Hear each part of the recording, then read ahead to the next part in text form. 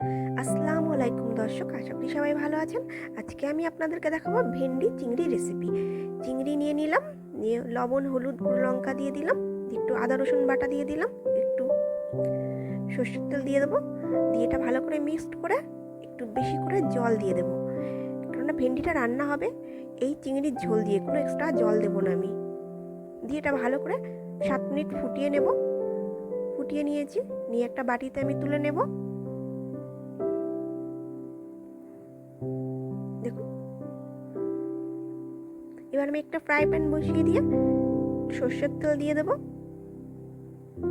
এবার একটা ছোট সাইজের পেঁয়াজ কুচিয়ে নিয়েছি, সেটা দিয়ে দেব। দিয়ে একটু লাল লাল করে নেব, পেঁয়াজটা ফ্রাই করে নেব। এবার ছোট ছোট করে আমি ভেন্ডি কুচিয়ে নিয়েছি, সেটা আমি দিয়ে দেব।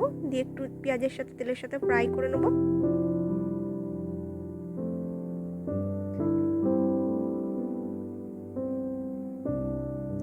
এবার আমি একটু হলুদ গুঁড়ো দিয়ে দিলাম। আবার এবার একটু আদা রসুন বাটা দিয়ে দিয়েছি, আর একটু সর্ষে পোস্ত বাটা দিয়ে দিয়েছি। দিয়ে এটা ভালো করে মিক্সড করে আমি চিংড়ির ঝোলটা আর চিংড়িটা দিয়ে দেব।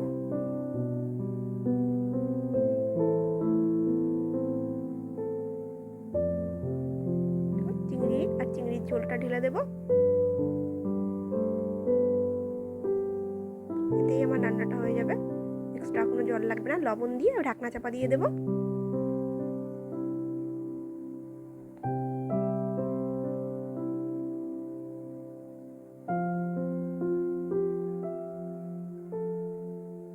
দেখুন, আমার এটা 10 মিনিট মতো হয়েছে, লো ফ্লেমে হয়ে গেছে। আমার ভেন্ডি পুরো রেডি। এবার আমি সার্ভ করে নেবো।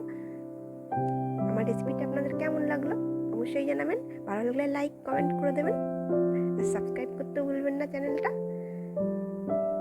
থ্যাংক ইউ সবাইকে আমার ভিডিওটা দেখার জন্য।